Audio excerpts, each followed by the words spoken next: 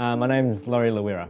I'm from Sydney's Northern Beaches. I'm a reporter at SBS. For me, being a Don't Diss My Ability ambassador, it's quite a simple role. It's just to talk about who I am and promote a side of disability that isn't normally considered in society. There's a lot of stigmas and a lot of prejudices that are probably subconsciously occurring. For me personally, it's an opportunity to go on the front foot and say, well, this is who I am.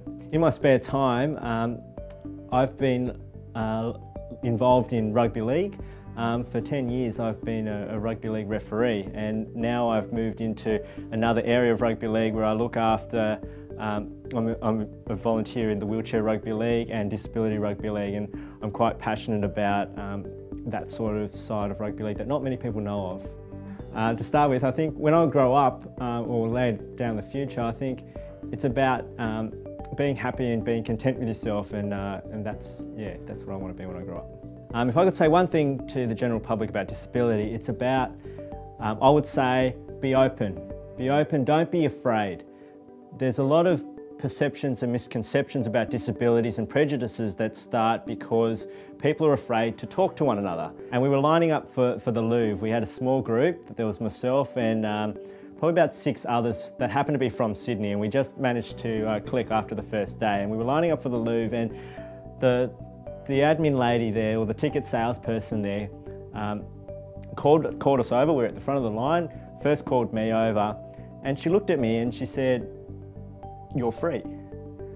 And then she pointed to my mate behind me standing in the queue and said, "Is he with you?" in her best English. And I said, yes. And so she waved him over and said, "He's free too." And then I looked at her, and then she made the rest of our group pay.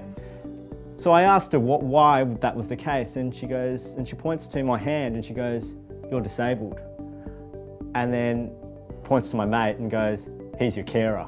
I think with disability, you can go through your whole life not meeting someone with a disability or being associated with someone with a disability. I think the best thing that we can do with disability for people and with people with disabilities, more importantly with people with disabilities, is to talk and engage, and because you learn so much about other people and you actually learn a lot about yourself as well.